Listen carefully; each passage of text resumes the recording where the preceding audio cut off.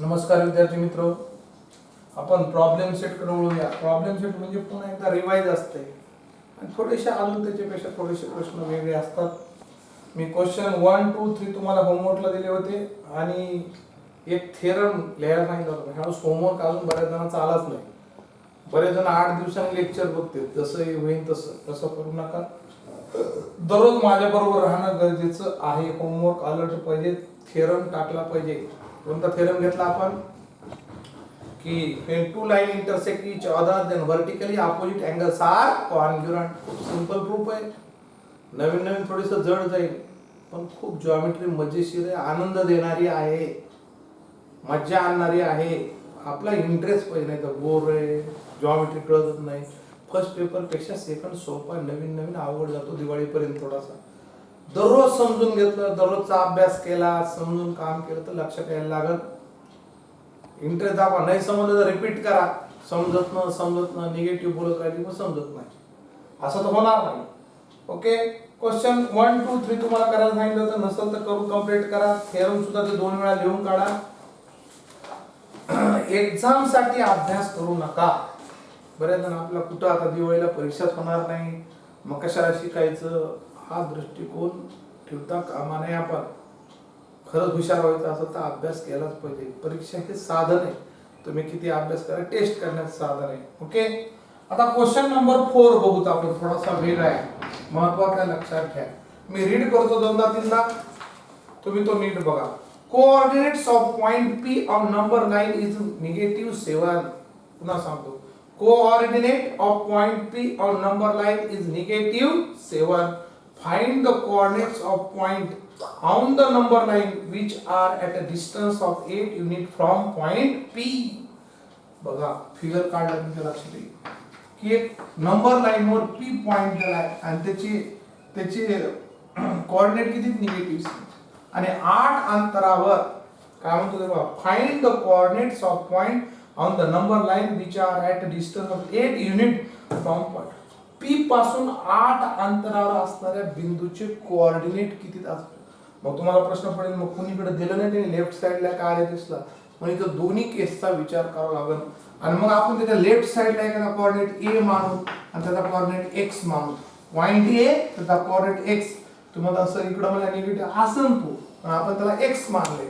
आणि RHS साइडला असेल तर B मानू आणि तो किती मानतो आपण, small. Correct.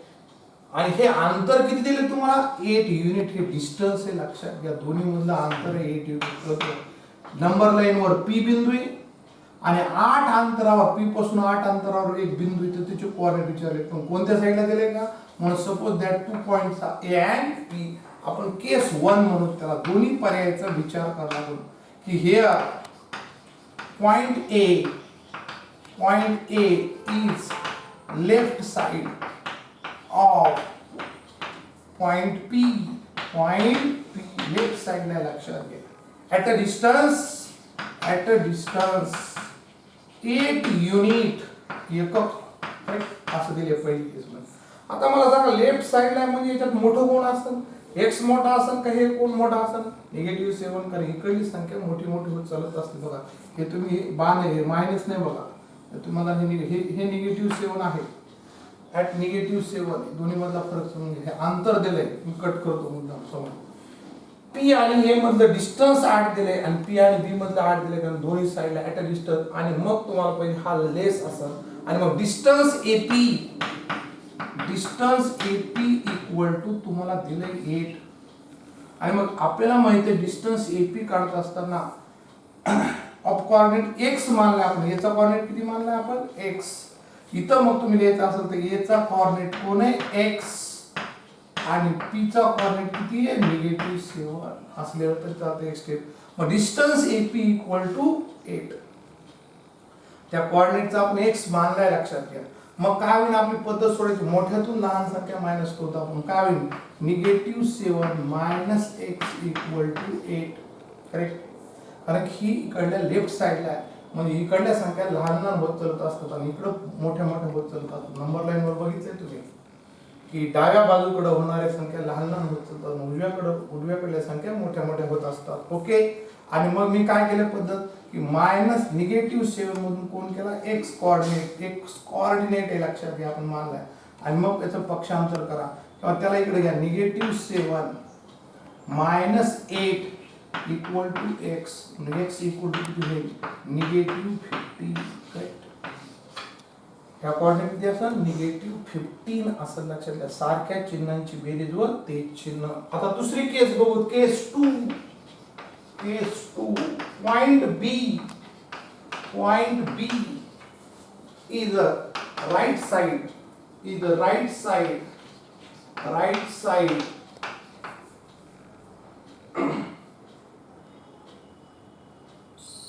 of point P at a distance 8 unit आणि मग P चा कोऑर्डिनेट तुम्हाला माहिती आहे निगेटिव्ह 7 आहे आणि B चा कोऑर्डिनेट किती घेतला B चा कोऑर्डिनेट किती घेतला आपण y मानला आणि मग तो राईट साइडला आहे म्हणजेच आपल्याला माहिती आहे डिस्टन्स PB इक्वल टू तुम्हाला माहिती आहे गेले की 8 आणि आपली पद्धत काय x मोठी संख्या कोणती y minus negative 7 equal to 8 y plus 7 equal to 8 y equal to 8 minus 7 y equal to 1 दोन्ही शक्यता असतात आणि म्हणून तुम्हाला क्वेश्चन विचारले काय विचारलंय द कोऑर्डिनेट्स ऑफ पॉइंट तर तुम्ही लिहू शकता find the coordinates of point on the number line which are at distance of 8 unit from point P the coordinates of point answer लिहा coordinate of a point coordinates of point on the number line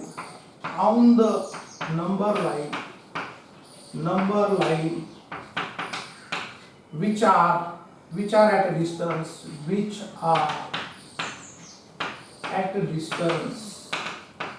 8 unit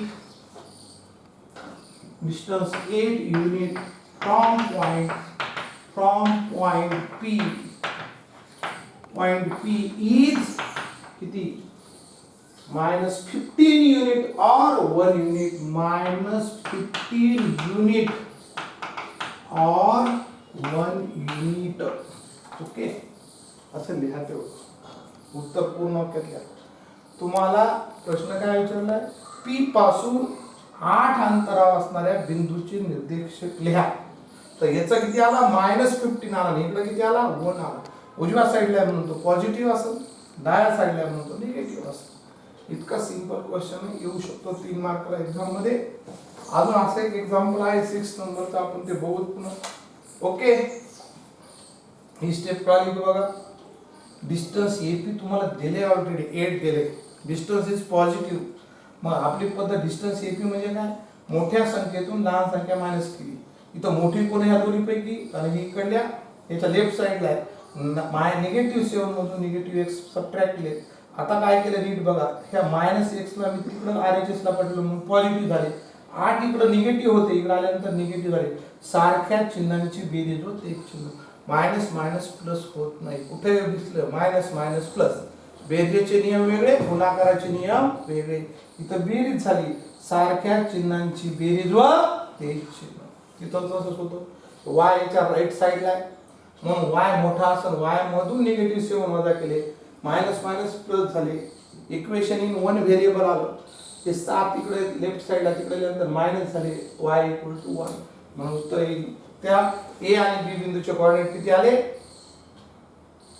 इथं आले -15 आणि इकडे 1 आले okay आता question number पुढचा बघू जो की ऑलरेडी झालेला आहे आपल्या एक्सरसाइज मध्ये खरं तर तुम्ही करता पण ज्यांच्या अजून लक्षात नाही आलं त्यांनी अजून एकदा बघा आपल्याला उलट चांगला चान्स आहे की आपल्याला एखादी गोष्ट समजली नाही तुम्ही रिपीट बघू शकता ती लवकरात लवकर व्हिडिओ बघत चला बरेच जण 8-8 दिवस बघत नाही मग सर प्रायव्हेट झालाय 24 ते 48 तासात तुम्ही तो व्हिडिओ बघायचा आहे नाही एखाद्या अडचण नेट नव्हतं गावाला गेलो तर पुन्हा आपला ईमेल ID मला टाकायचा आहे आणि मग तुम्हाला त्याच्यावर बघता येईल मला टाकल्यानंतर मग बघता येईल तशी रिक्वेस्ट करा बघायला भेटा विनाकारण दुसऱ्याला फ्री मध्ये लिंक टाकू नका सातत्य कोचिंग क्लासेसचे फ्री मध्ये नाही यूट्यूबवर फ्रीवाले भरपूर भेटते, निश्चित बघा तुम्ही. फ्रीची किंमत आपल्याला नसते. ते बघा ना आपले बघा, फरक आहे. आपण एक ना एक एक्झरसाइज घेतो, प्रॉब्लेम सेट घेतो, एक्स्ट्रा प्रॅक्टिस होमवर्क देतो. जसं शाळेत ट्युशनमध्ये आपण घेतो तसंच इथं घेतो, काहीच बदल नाही. पण फ्री वेगळं आपलं वेगळं, लक्षात घ्या. फ्री भेटत असं तर आनंदाने बघा. कोणाला टाकू नका आपली लिंक, चल जाऊ दे तुला लिंक टाकतो, असं करू नका. एखादा म्हणलाच की बाबा एकदा बघू दे कसे सर शिकू देत तुमचे, तर मग काय हरकत नाही. पण दररोज टाकायला त्याला तुम्ही फी द्यायला तर त्याला टाकायला जमणार नाही, लक्षात घ्या. ओके. आता क्वेश्चन नंबर 5 ऑलरेडी झालेला आहे तुमचा, तरी सांगतो. Answer the following question. If A is between B is between C and distance AC equal to 70, distance BC equal to 6.5, then distance AB how much? खूप सिंपल आहे. मग आकृती का A is between B काढली तरी चालते, नाही काढली तरी चालते, पण समज A is between B is between C, correct. आणि मग डिस्टन्स AC इक्वल टू आपल्याला देता येईल की distance AB plus distance BC, correct. मग डिस्टन्स AB विचारले, पण डिस्टन्स AC किती 17, डिस्टन्स A, B आणि डिस्टन्स BC किती दिले 6. पक्षांतर करा, साइड चेंज होईल. 17 minus 6.5 equal to distance AB. 17 points मधून 17 मधून 6.5 होते 11.5, करेक्ट. 16 आणि 17 इक्वल टू डिस्टन्स AB.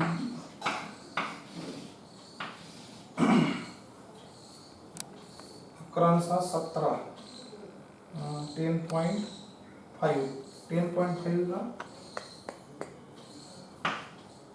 10.5 आणि हे किती होईल 6.10 16 17 बरोबर आहे. 10.5. ओके. सबट्रॅक्शन बरोबर आहे.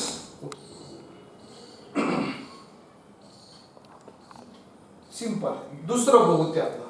ओके. असंच आहे की P is between, if P is between Q is between R, distance PQ equal to 3.4, distance QR equal to 5.7 and distance PR equal to how much? आता कळाला असेल तुम्ही नंबर. एक लाईन काढली तरी चालते. P is between Q is between R, मग distance PR equal to distance PQ plus distance QR. PQ plus QR, distance PQ plus distance PR म्हणजे काय, हा तुकडा अधिक हा तुकडा, करेक्ट. आणि डिस्टन्स PQ दिले, मग 3.4 प्लस 5.6 ऍडिशन करा. त्याचं 7 आणि 4 11 5 आणि 3 8 आणि 9 9.1 डिस्टन्स PR ते असं 9.1, करेक्ट. इतकं सिंपल क्वेश्चन आहे, 2-2 मार्काला एक्झाम मध्ये विचारले जाऊ शकतात. ओके. आता 6 पुन्हा 4 सारखाच क्वेश्चन आहे. पुन्हा एकदा आपण बघू, ज्यांना थोडा 4 कमी समजला असेल त्यांनी अजून एकदा बघू शकतात. 6 क्वेश्चन सेम 4 सारखाच आहे. आपण रीड करतो मी, तो तुमच्या लक्षात येईल.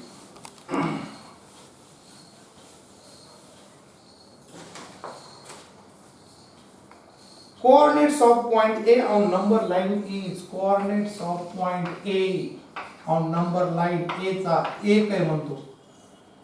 What are the coordinates of point on the number line which are at distance 7 unit from A? इकडे नाव देऊ आपण, इथे वाटल्यास की इथं B नाव देऊ, इकडे काय नाव देऊ 7 अंतरावर असणार आहे. मग आपण इथं पुन्हा B बिंदू घेऊ, इथं कोणता घेऊ C हा पॉइंट आहे, त्याचा कोऑर्डिनेट x आणि हा काय म्हणतो आपण y. सेम आपल्या सारखंच करायचं की कोऑर्डिनेट्स ऑफ काय म्हणता येईल की here B is a point, here B is a point, B is a point, B is a point to left side of point A,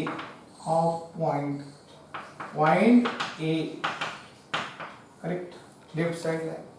आणि मग आपल्याला माहिती आहे A चे कोऑर्डिनेट किती 1 आणि B चा आपण किती मानू x मानू कोऑर्डिनेट. मग डिस्टन्स AB मात्र दिले तुम्हाला 8 किती दिले 7 युनिट दिले. मग डिस्टन्स हे मोठं कोणतं असणार आहे लेफ्ट साईडला 1 minus x. 1 minus x equal to 7. एक्सला तिकडे पाठवा 1 minus 7 equal to x. X equal to minus 6. Case 1 case 1 पहिला पर्याय विचारात घेतला. पर्याय 2 विचारात घेऊ. Case 2. Let C be the point. C be the point. Be the point. Be the right side. Right side. Right side. Right side to point A. Point A. Okay. आणि मग A चा कोऑर्डिनेट किती म्हणला A आणि C चा coordinate किती म्हणला x y sorry. मग तेच आता सारखं डिस्टन्स AC इक्वल टू किती दिले 7. मोठा कोण असणार आहे y minus 1 equal to 7. y equal to 7 plus 1 y equal to खाली आन्सर लिहायला विसरू नका. काय आन्सर लिहिणार तेच वाक्य लिहून टाकायचं असेल तसं काय coordinates of point on the number line which are at a distance of 7 unit from A is 8 or minus 6 negatives. दोन शक्यता आहेत. आन्सर जसं फाइंड शब्द कट करून टाकायचा, व्हॉट शब्द कट करायचा आणि आन्सर जशाला तसं लिहून काढा. काय coordinates of point on the number line which are at a distance of 7 unit from A is 8 or negative 6. Okay तसंच फिगर काढा. केस 1 लेफ्ट साइडला आहे B is the point to left side of point P.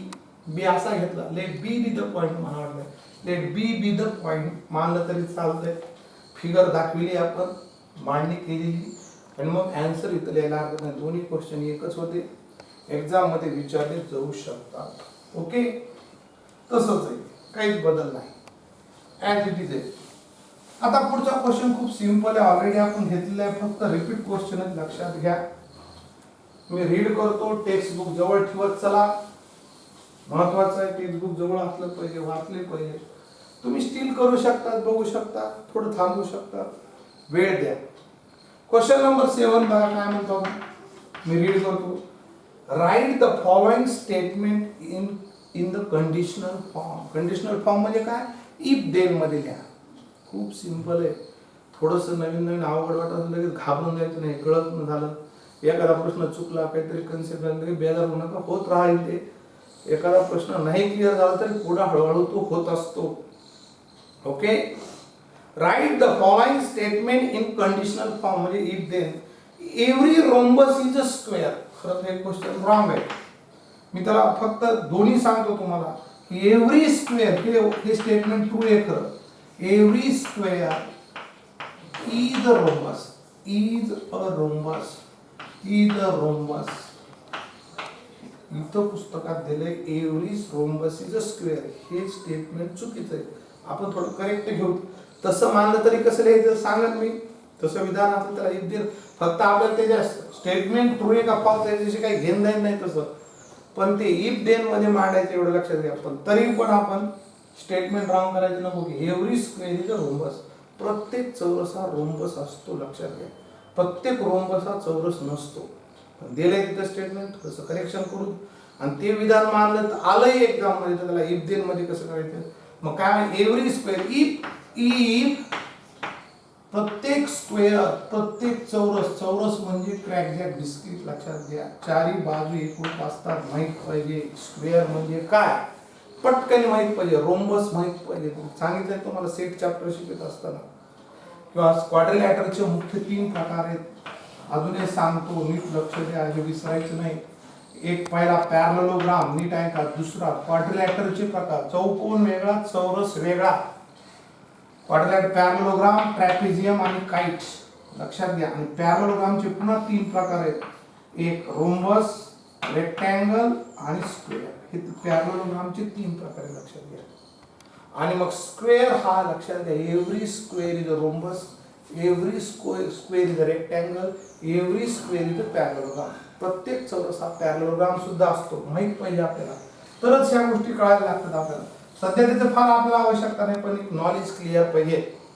Every square is a rhombus. If quadrilateral is quadrilateral is a square, then it is also rhombus. समभुज चौकोन असतो. जर एखादा चौकोन जर चौरस असेल तर तो रोम्बस सुद्धा असतो. करेक्ट. याला कंडिशनल फॉर्म म्हणायचं. मी थोडंसं करेक्शन केलं. तसं ठेवलं असतं तर काय केलं असतं? If it is the rhombus then it is also square असं म्हणता आलं असतं पाहिजे. आपल्याला स्टेटमेंट ट्रू आहे का फॉल्स द्यायचे गेलं ना इफ देन मध्ये त्यालाही मांडता येईल. एक्झाम मध्ये आलंच चुकू नये तर त्याला करेक्शन करू नका. कॉन्व्हर्स म्हणत नाही मी, लक्षात तुम्हाला बियन्सने कॉन्व्हर्स केला काय वाक्याचा कॉन्व्हर्स वेगळा हे स्टेटमेंट दिलं तर ओके. क्वेश्चन 2 बघू त्याच्यात अजून काय म्हणतो ते बघा. Angle in linear pairs are supplementary. हे वाक्य तुम्हाला सांगितलंय. It is axiom, it is पोस्ट्युलेट्स.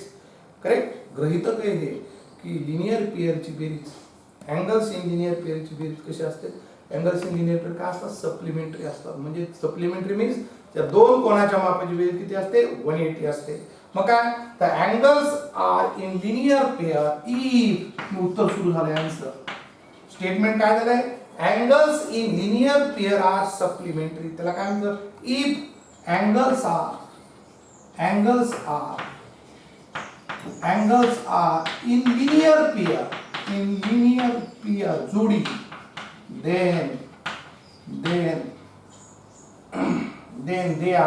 then measure of angles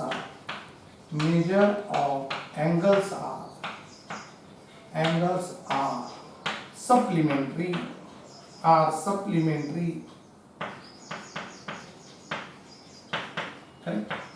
जर ते अँगल्स लिनियर पेअर असतील तर त्यांचे मेजर किती असतं? मेजर सप्लिमेंटरी असतं म्हणजे त्यांची 180 असते. लक्षात घ्या. ओके. थर्ड नंबरचा क्वेश्चन बघू. त्याचा आन्सर बघू. मी रीड करतो. A triangle is a figure formed by 3 segments. A triangle if a figure is a triangle. त्याला करा if triangle is a figure.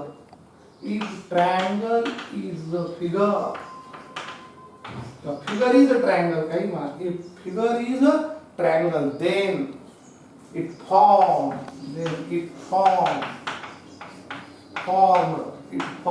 by 3 segments. Correct. जर ती त्रिकोण असेल, जर एखादी फिगर ट्रायंगल इज फिगर, ट्रायंगलची जर फिगर असेल तर ती कशाने बनली असते? तर ती 3 साइडनी बनलेली असते. ओके. खूप सिंपल क्वेश्चन आहे. 4 नंबरचा बघू. 4 नंबरचा क्वेश्चन बघू आपण. A number having only 2 divisor is called prime number. A number having only 2 divisor is called prime number. Okay. म्हणजे जर एखाद्या नंबरला 2च डिवायझर असतील तर ते प्राइम नंबर असतात, मूळ संख्या असतात. मग त्याला कसं लिहिणार आपण? if number having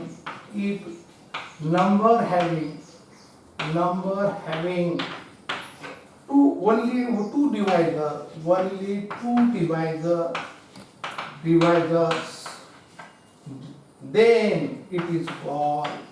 then it is called prime number. Simple prime number. Correct.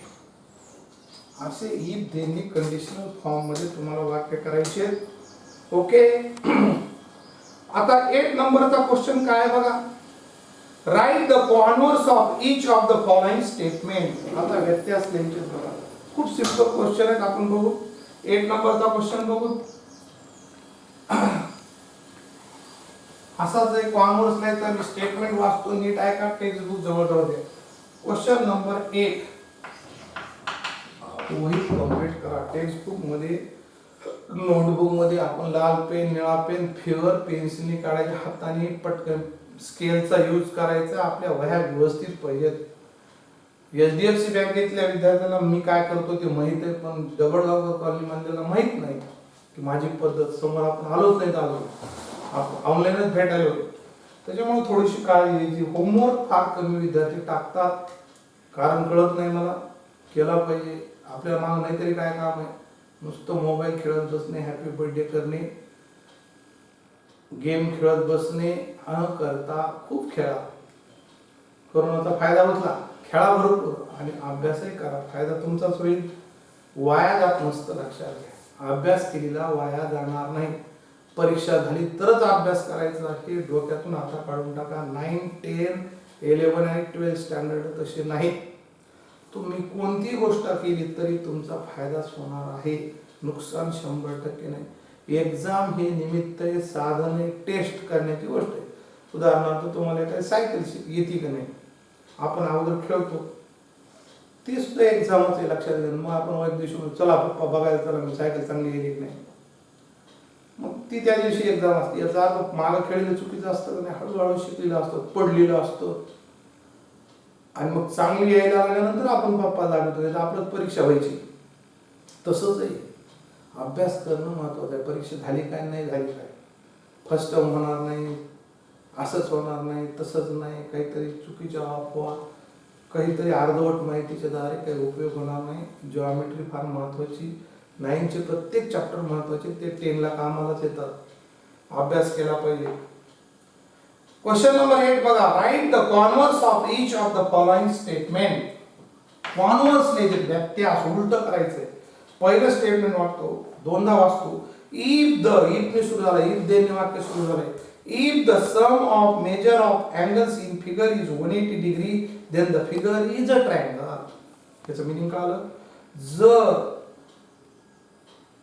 कोणाच्या मापाची बेरीज, sum of measure of angle of एखाद्या फिगरच्या कोणाच्या मापाची बेरीज 180 होत असेल तर ती फिगर ट्रायंगलची असते. आता याचं उलट कसं करायचं? देन पासून अगोदर घ्यायचं, कॉन्सिक्वेंट अगोदर घ्यायचा, अँटीसिडेंट नंतर टाकायचा. मग काय? If the figure is a triangle, answer सुरू झालं पाहिजे लक्षात. If figure is a triangle, उलट वाक्य झालं लक्षात. Then sum of measure of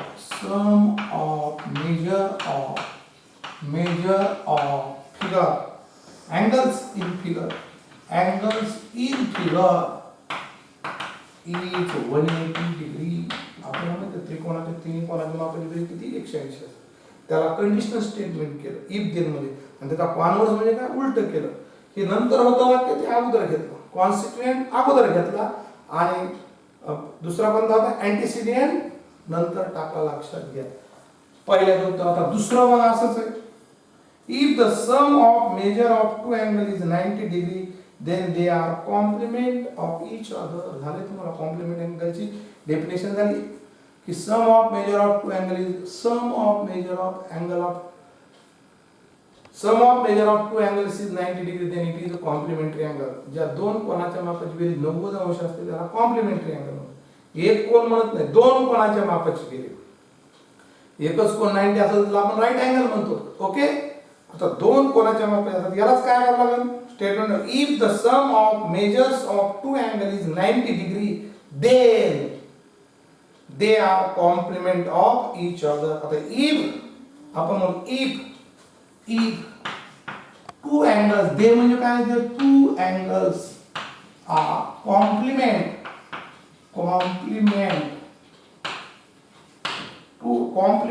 of each other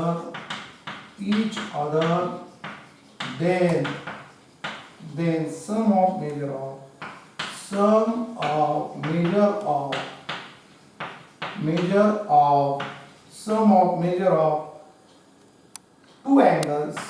two angles is 90 degree. Okay. काहीच करायचं नाही. इफ पासून देन पासून पहिल्यांदा वाक्य घ्यायचं आणि इफ पासून नंतर टाकायचं. ओके. थर्ड नंबरचं बघा. If the corresponding angle form by transversal of two lines are congruent then two lines are parallel.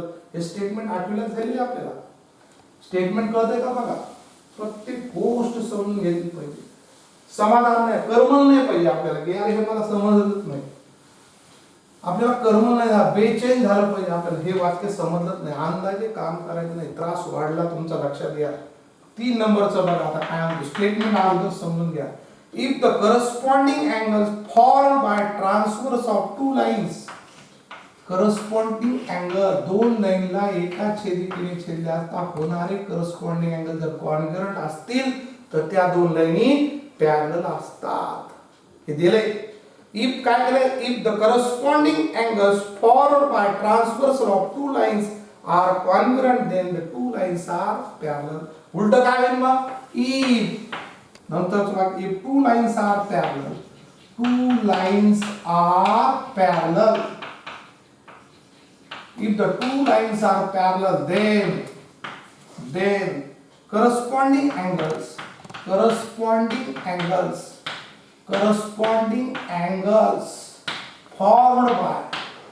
formed by transversal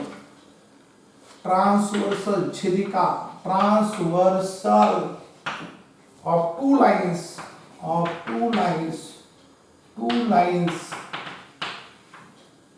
are congruent.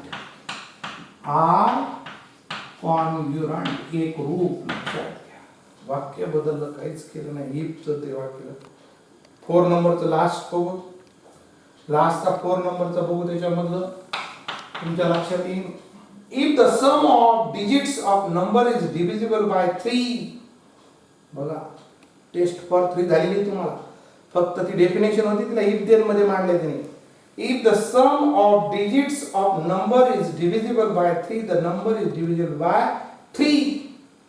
then पासून अगोदर लिहून टाका. आपल्याला माहिती आहे दोन अंकी संख्येच्या अंकाला त्या बेरजेला जर 3 ने भाग जात असेल तर त्या पूर्ण संख्येला कितीने भाग जातो, 3 ने भाग जातो.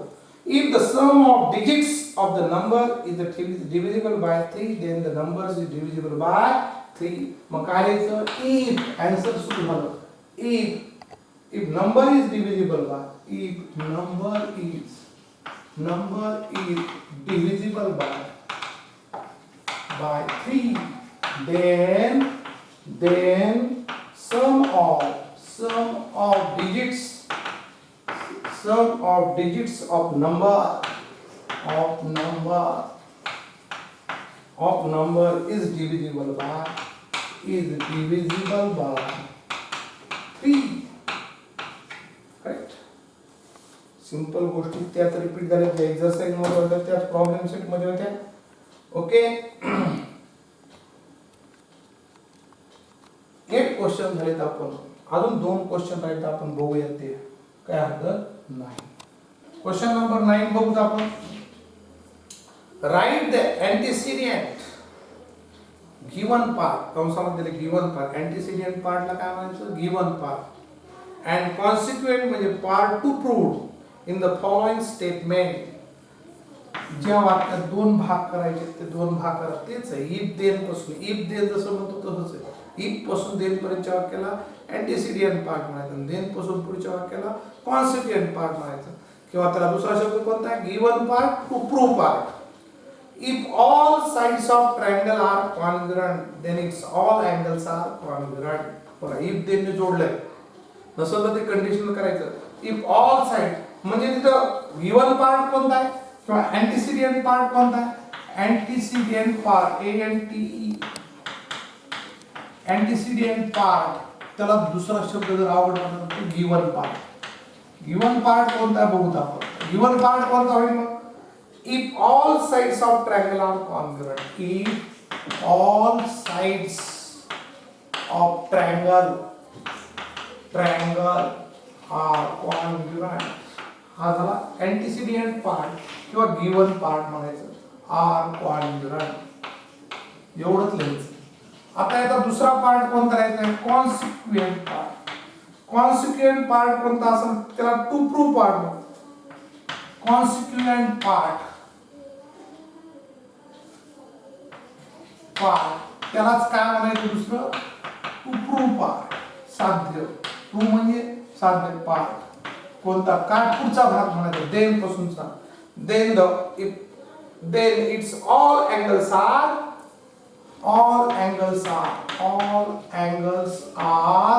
congruent. माहिती तुम्हाला, जर एखाद्या म्हणतोय काय करतोय, जर एखाद्या त्रिकोणाच्या तिन्ही बाजू एकरूप असतील, म्हणजे तुम्हाला माहिती आहे इक्विलॅटरल ट्रायंगल असतात. जसा एक त्याच्या तिन्ही साईड कॉन्ग्रुएंट असतात, ते तिन्ही कोन एकरूप असतात, तो 60 डिग्री असतात, हे नॉलेज मध्ये असणार. इक्विलॅटरल ट्रायंगल समभुज त्रिकोण याचा प्रत्येक कोन 60 डिग्री असतो. इक्वी अँग्युलर सुद्धा म्हणलं जाते. काय शब्द वापरला जातो? Equi angular. Equal sides, all sides congruent, all angles congruent is called. माहित पाहिजे आपल्याला स्टेटमेंट. आता दुसरा त्यातला बहुत क्वेश्चन असाच आहे, त्याचे सुद्धा दोन पार्ट करायचे. The diagonals of parallelogram bisect each other. माहित पाहिजे. पॅरलोग्राम माहित आहे तुम्हाला आणि त्याची प्रॉपर्टी माहित आहे. त्याचे कर्ण परस्परांना दुभागतात. माहित आहे, शिकलो आपण 8 स्टँडर्डला. आता याला इफ मध्ये आहे कसं होईल की काय question? The diagonals of parallelogram bisect each other. If it is a parallelogram, अगोदर कंडिशनल स्टेटमेंट केलं तर खूप चांगलं लिहिलं. If it is a parallelogram, then diagonals bisect each other. म्हणजे antecedent किंवा given part काय झाला? given part म्हणा त्याचा काय होईल? किंवा antecedent part काही म्हणा काय होईल? If quadrilateral is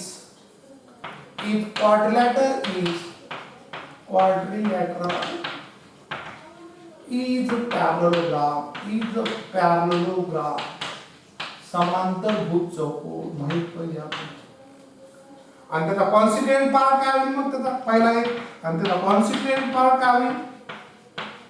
consequent part म्हणजे त्याला टू प्रूव्ह पार्ट म्हणलं तरी चालतं. टू प्रूव्ह शब्द लक्षात घ्या, हेच महत्वाचे.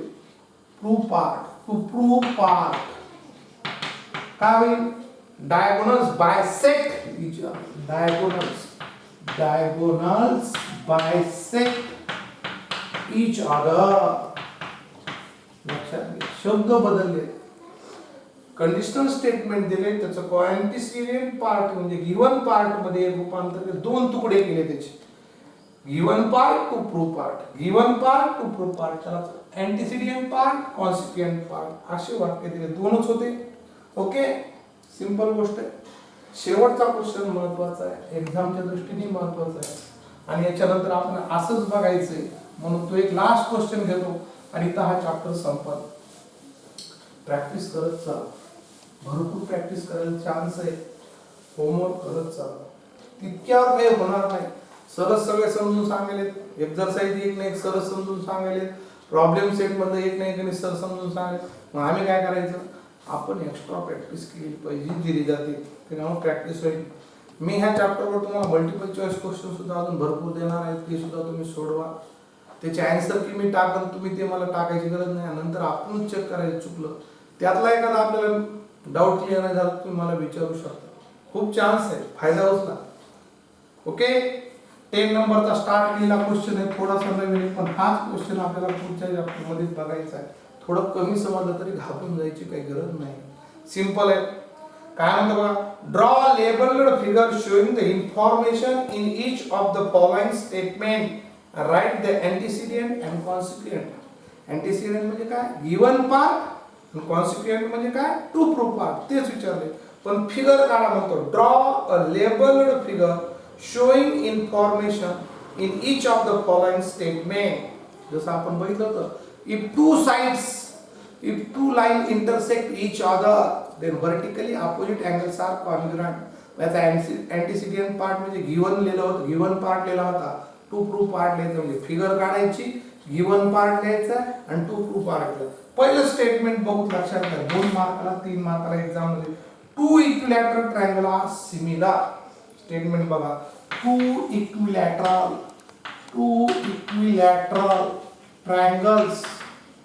triangles are similar. तुम्हाला सिमिलर कॉन्ग्रुएंट एकच का नवीन शब्द आहे तुमच्यासाठी. 8वीला होता वाटतं सिमिलॅरिटी. सिमिलॅरिटी म्हणजे समरूपता. करेक्ट.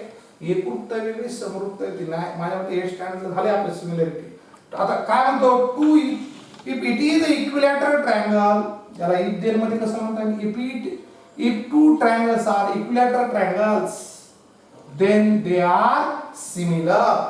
if then मध्ये देता येईल आपल्याला, त्याला द्यायचं असं तर if two triangles are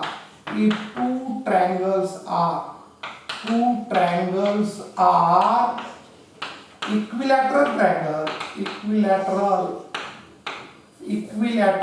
EQUR lateral triangles, then they are similar, लक्षात समरूप असतात. जर दोन त्रिकोण समभुज त्रिकोण असतील तर ते समरूप असतात. समरूप म्हणजे सोपं एक्झाम्पल देतो. माझ्याकडे ए स्टँडर्डला सिमिलरिटी झालंय आपलं, नसेल झालं तरी आता पुढे आहे तो चॅप्टर तुम्हाला. सिमिलरिटी म्हणजे तंतोतंत जुळणे नाही. सिमिलर म्हणजे आपला फोटो ना आपण सिमिलर आहे, नॉट कॉन्ग्रुएंट वेगळं, सिमिलर वेगळं. ओके, आता एवढंच लक्षात ठेवा. मग आपण अशा फिगर काढू शकतो. दोन इक्विलॅटरल फिगर काढा म्हणतो. एक मोठी काढा दाखवा आणि एक छोटी दाखवली तरी चालते. ओके, आणि इथं लिहा ABC आणि हा काय PQR सिमिलर दाखवले. मग काय येतं गिवन पार्ट फिगर दाखवली आपण. इक्विलॅटरल ट्रायंगल तीन बाजू ह्या सारख्या दाखवू शकतात, ह्या तीन सारख्या असतात. याचे अँगल 60 डिग्री दाखवले तर चालते. हे 60 असतील, ह्या सुद्धा 60 असतो आणि हा 60 डिग्री असतो. ओके, गिवन पार्ट काय म्हणतो मग आपल्याला इफ पासून देन पर्यंतच्या वाक्याला का if two triangles are similar. इथे गिवन पार्ट काय म्हणतो triangle ABC and triangle PQR are equilateral triangles.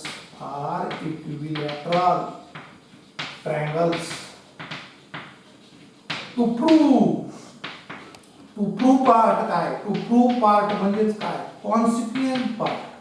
तर ते दोन्ही ट्रायंगल सिमिलर असतात. ABC similar to triangle PQR. सिमिलरचं चिन्ह फक्त असं असतं. इक्विलॅटरल असं लिहिलं तरी चालतं, खरं तर असंच आहे. आणि कॉन्ग्रुएंटचं चिन्ह लक्षात घ्या असं असतं. दोन्हीत फरक असतो. सिमिलरचं चिन्ह असंच मांडलं, खाली दोन रेघा मारायच्या नाही. सिमिलर आहेत ते, कॉन्ग्रुएंट वेगळे, सिमिलर वेगळे. म्हणजे आता लक्षात नाही एट स्टँडर्डला झाले की नाही सिमिलर झाल्यासारखं वाटतंय, काय हरकत नाही. ट्रायंगल इतकंच लिहायचंय. फिगर काढली, अँटीसिडियन पार्ट म्हणजे given part, to prove part म्हणजे कॉन्सिक्वेंट पार्ट, एवढंच तुम्हाला लिहायचं त्या वाक्यावरून. हे वाक्य दिलं होतं त्याला इफ देन मध्ये रूपांतर नाही केलं तरी चालते, समजावून मी केलंय. इतकं 2 मार्कला तुम्हाला एक्झाम मध्ये विचारलं जाऊ शकतं. दुसरी एक बहुत, ओके, दुसरं एक बहुत एक्झाम्पल. त्याच्यातनं दुसरं असंच करायचंय. बघूयात आपण ते. थोडंसं नवीन आहे तुमच्यासाठी, हळूहळू तुमच्या लक्षात येईल. If angles in linear pair are congruent. If then जोडले बघा हे वाक्य. पुन्हा रिपीट करतो. If angles in linear pair are congruent then each of them is right angle.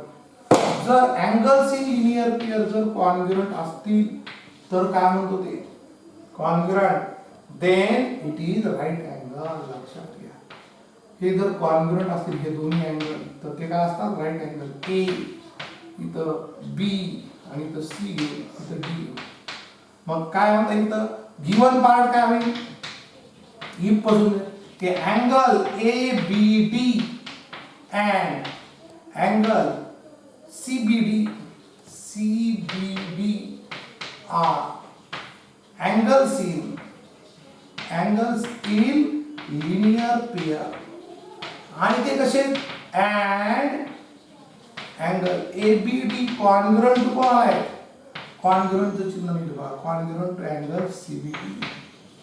जर लिनियर पेअर कॉन्ग्रुएंट असतील तर आपल्याला म्हणजे दोन्ही कोणाच्या मापाची बेरीज 180 असते. हा कॉन्ग्रुएंट म्हणजे हा 90 असेल, हा दुसरा असू शकत नाही. म्हणजे हा काय असेल राईट अँगल. देअरफॉर काय दाखवायचं, काय म्हणायलंय then is a right angles. आणि टू प्रूव्ह पार्ट काय, टू प्रूव्ह पार्ट की angle measure angle ABD is equal to measure angle CBD equal right angle म्हणजे किती माप असलं पाहिजे त्याचं 90 डिग्री असलं. लक्षात घ्या त्याचं मीनिंग काय मेजर अँगल, याला काय म्हणतात मेजर अँगल ABD चं माप. जर रेषी जोडीतील कोण जर एकरूप असतील दोन्ही, जर एकरूप असतीलच असं नाही, कधी कधी अशी असतील. लक्षात घ्या अशी लिनियर पेअर असते. हा जर 120 असेल तर हा किती असेल मग 60 असतो, दोघांची बेरीज होती. पण हा 90 झाला म्हणजे दोन्ही काय होतील एकरूप. त्यांनी कंडिशन काय टाकली, जर ते कोण एकरूप असतील तर ते नक्कीच 90 असतील, दुसरा असू शकणार नाही. यालाच given part, to prove part, याला अँटीसिडेंट पार्ट म्हणायचं गिवन पार्टला, याला कॉन्सिक्वेंट पार्ट म्हणायचं. लक्षात घ्या. लास्ट बघूत आपण थर्ड नंबरचं. ओके, आपल्याला बेसिक माहित पाहिजे तरच ह्या गोष्टी कळायला लागतात. इंटरेस्ट वाढायला लागतो, नाही तर बोर वाटायला लागतं, काहीतरी आवड चाललंय असं वाटायला लागतं. ओके, लास्ट क्वेश्चन बघू ह्या चॅप्टर मधला आणि या प्रॉब्लेम सेट मधला सुद्धा. If altitude drawn of the two sides of a triangle are congruent, बघा फिगर काढतो. इफ altitude drawn, altitude म्हणजे शिरोलंब, लक्षात घ्या. दोन्ही एका त्रिकोणात दोन ला altitude म्हणजे शिरोलंब म्हणजे 90 डिग्री होत असतो. ABC ट्रायंगल काढलाय आणि ते altitude जर कॉन्ग्रुएंट असतील तर त्या ज्याच्यावर altitude टाकले त्या दोन बाजू कशा असतात, कॉन्ग्रुएंट असतात. ते दाखवायचं. पुन्हा स्टेटमेंट बघा. If altitude drawn on two sides of a triangle are congruent, then those two sides are congruent. म्हणजे गिवन पार्ट काही नवीन बघा. गिवन पार्ट कसं लिहायचं बघा. इन ट्रायंगल शब्द दिलाय ते मॅथमॅटिकली मध्ये मांडायचं. हे शब्दात व्यक्त केलं होतं वाक्य, तेच फिगर काढून ते मॅथमॅटिक्स रिप्रेझेंटेशन करायचं, मॅथमॅटिकली मांडायचं. त्याच वाक्याला in triangle ABC BF perpendicular to AC, लंब आहे शिरोलंब, अल्टिट्यूड उलट टी वापरायचं, and CE perpendicular to AB. हे लंब जर कॉन्ग्रुएंट असतील, आल्सो अजून माहिती काय दिली, ते अल्टिट्यूड आहे ती एक माहिती गिवन पार्ट मध्येच आहे, आणि ते कॉन्ग्रुएंट असतील seg BF congruent to seg CE then म्हणजे गिवन पार्ट मध्ये चालू. बघा मी पुन्हा रिपीट करतो. इफ द अल्टिट्यूड म्हणजे शिरोलंब माहित पाहिजे, ते अल्टिट्यूड आहे म्हणजे सीई परपेंडिक्युलर एबी आणि बीएफ परपेंडिक्युलर टू शब्दात दिलं तरी चाललं असतं की in triangle ABC CE and BF are altitude असं लिहिलं तरी चूक नाही. असं व्यक्त केलं तरी मॅथमॅटिकली व्यक्त केलं तरी आर कॉन्ग्रुएंट, ते अल्टिट्यूड कसे कॉन्ग्रुएंट, आणि मग देन ज्या दोन बाजूवर टाकल्या त्या बाजू सुद्धा कॉन्ग्रुएंट असतात. देन पासूनचं वाक्य टू प्रूव्ह पार्ट काय होईल मग, seg AB congruent to seg. Proof द्यायची नाही आताच आपल्याला, फक्त एवढंच शिकायचं या चॅप्टर मध्ये. प्रूफ बघणार आहेत आपण, फक्त आपण या चॅप्टर मध्ये एकच थेरम बघितला, त्यालाच आपण प्रॉपर्टी म्हणतो. ओके, त्यालाच आपण प्रॉपर्टी म्हणतो. कोणती प्रॉपर्टी बघितली, if two line intersect each other then vertically opposite angles are congruent. याची गिवन बघितलं, टू प्रूफ बघितलं आणि प्रूफ सुद्धा बघितली. पुढच्या चॅप्टर मध्ये आपल्याला अशा भरपूर प्रूफ्स बघायच्या, 10, 15, 20 प्रूफ आहेत. हेच रामायण दररोज एकच होणं, गिवन टू प्रूफ आणि प्रूफ. ओके, हा खूप बेसिक चॅप्टर होता, सुरुवात होती. पुढचा चॅप्टर खूप खूप महत्त्वाचा आहे, त्याचं इंट्रोडक्शन तुम्हाला एस स्टँडला झालेलं आहे, पॅरलल लाईन, आपण तो नंतर बघू. त्या अगोदर याच्यानंतर आपण पेपर फर्स्ट मधला सेकंड चॅप्टर मध्ये आपण नंतरच्या पिरियड मध्ये बघणार आहोत. याच्यावर काही होमवर्क मी टाकन, तो करत चला, दाखवत चला, टाकत चला. म्हणजे मला कळण कोण अभ्यास करतंय, कोण हुशार विद्यार्थी. आमचं लक्ष असतं 9वी 10वीला, 9वी पासूनच आम्ही लक्ष घालायला लागतो. कोण अभ्यास विद्यार्थी, कोण लवकर त्याचं रिप्रेझेंट करतोय, इंटरेस्टिंग कोण आहे, म्हणजे आमचं लक्ष त्याच्याकडे वाढतच असतं. हे लक्षात घ्या. आपण काय करतो ते दाखवायचे सगळे दाखवा. तुम्ही जोपर्यंत काही करून दाखवत नाही तो आम्हाला काही कळणार नाही तुम्ही अभ्यास करतात का नाही. ओके, आता इथंच थांबूया. चॅप्टर तुमच्या लक्षात आला असेल, फिनिश झालाय. सुरुवात कुठून केली होती तुमच्या आता लक्षात आलं असेल. पॉइंट म्हणजे काय, लाईन, प्लेन, पुन्हा आपण बघितलं डिस्टन्स म्हणजे काय बघितलं, करेक्ट. पुन्हा बिटवीननेस कशाला म्हणायचं बघितलं आपण, करेक्ट. त्याच्यानंतर आपण मग ॲक्सिओम कशाला म्हणायचं किंवा गृहीतके कशाला म्हणायचं ते बघितलं. आणि त्याच्यानंतर आपण थेरम कशाला म्हणायचं, प्रूफ कशाला म्हणायचं, पुन्हा कॉन्सिक्वेंट म्हणजे काय, अँटीसिडेंट म्हणजे काय, गिवन पार्ट म्हणजे काय, सगळे ह्या चॅप्टर मध्ये माहिती घेतली. हा चॅप्टर परिपूर्ण आपण घेतलेला आहे. ओके, आता पुढच्या पेजमध्ये आपण फर्स्ट पेपर मधला सेकंड चॅप्टर खूप इंटरेस्टिंग आहे, बघूया ते. तोपर्यंत आज थांबू. थँक्यू. ओके.